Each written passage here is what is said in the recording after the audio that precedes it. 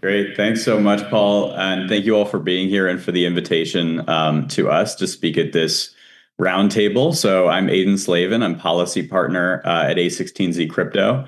I'm here virtually with my colleague, David Sverdlov, who's also on screen and who's on our regulatory team.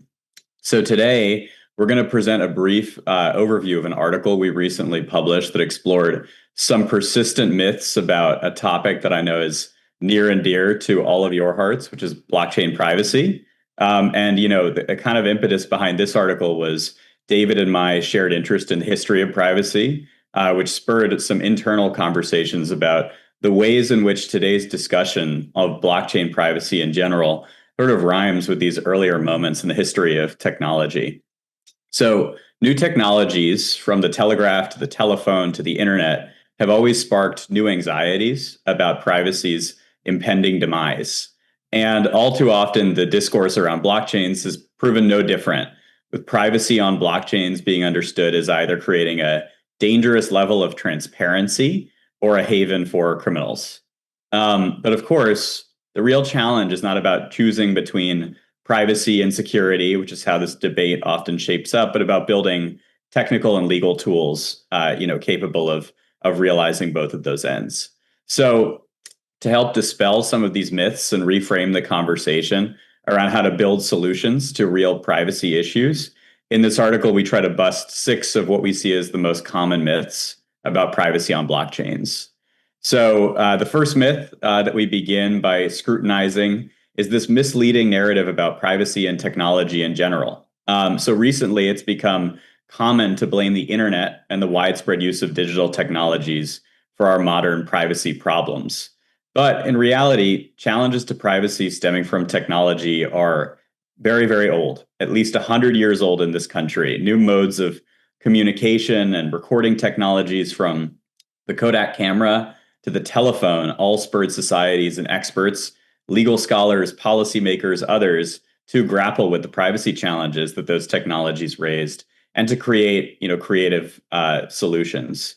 So as historian Sarah Ego has observed, around the turn of the 20th century, long before the creation of the internet, America began several decades of developing privacy laws, largely in response to the emergence of these and other new technologies. Awesome. Thanks, Aiden. I'll hop right into myth number 2, which is that the internet works fine without privacy. And of course, we know that the opposite is true, that the modern internet could not work well without very significant privacy protections. And we could have addressed a number of different examples here, but we specifically focused on the development of public key cryptography and HTTPS, and which those tools and others allowed for a whole host of internet applications, including digital payments, that kind of simply wouldn't have been possible without additional privacy. In myth number 3, we addressed that public blockchain transactions are anonymous.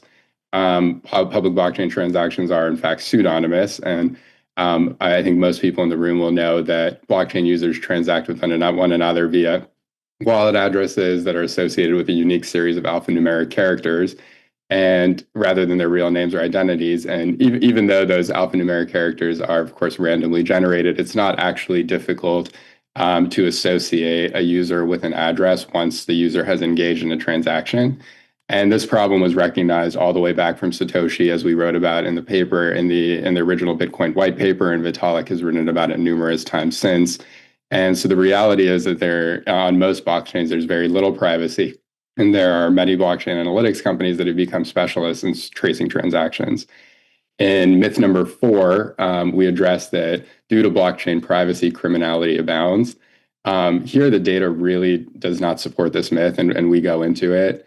It's sort of a leftover statement from the very early days of Bitcoin and blockchain, when illicit volumes did make up a larger portion of crypto transactions, particularly when the Silk Road was still around. But that's not the case anymore. And there have been a number of reports very consistently from different blockchain analytics companies showing that crypto illicit finance is a small portion of the total volume on-chain transactions. And additionally, there have been a number of government reports from Treasury on DeFi, on NFTs, the risk assessments that state that criminals still tend to prefer traditional methods for illicit finance. So it's certainly not true that criminality abounds because of blockchain privacy. And the last myth that I'll address is myth number 5, that you can choose between combating illicit finance or protecting user privacy, but not both. There's many projects, right? Very interesting projects right now in the crypto ecosystem that are specifically addressing privacy and compliance, and how do we marry the two? We specifically we called our attention to an article that members of our team had written about on zero knowledge proofs and how to implement solutions that could both allow combating illicit finance and protecting user privacy. And Vitalik has also written really interesting work on privacy pools. So this one is still in development, and the crypto industry is very actively working on it. But we believe that it is a myth that you can't that we have to choose between combating illicit finance or protecting user privacy. We can have both. And I'll turn it back over to Aiden. Yeah. So the final myth that we tackle is that, blockchain privacy is really only useful when it comes to DeFi and when it comes to financial transactions. One thing that I think is generally underappreciated, but probably not by you all in this room, is that, blockchain privacy is useful for a whole host of different applications, whether it's private transactions, enhancing identity verification and enabling individuals to selectively disclose different components of their personal identity and their personal data. Encryption also allows, for example, game developers to create more exciting gameplay by concealing parts of a digital universe, like a special item or a hidden level, from a player until their actions unlock them. And of course, privacy-preserving blockchain tools also open up new possibilities in AI, allowing for encrypted data sharing and model verification methods without compromising sensitive information. So the implications of blockchain privacy solutions are truly wide-ranging and go beyond finance. So just to wrap up, quickly, I think the point that we really want to drive home here with, breaking down all of these myths is that to assume that blockchains uniquely imperil privacy, or that they are uniquely capable of being weaponized to illicit, nefarious ends, really misunderstands both blockchains and the broader kind of history of technology and the history of privacy. Emerging privacy-preserving technologies that David mentioned, like zero-knowledge proofs, advanced encryption, offer practical ways of both preserving privacy while also combating illicit finance and achieving other important policy ends. So, the real question that we want to leave you all with as like experts and developers and in the space is, how can technology and society and the law solve some of the challenges that we see now emerging and implement practical solutions that preserve privacy for individuals and also help realize important policy goals in the blockchain ecosystem. So again, thank you all for the opportunity to speak today. Really appreciate the time.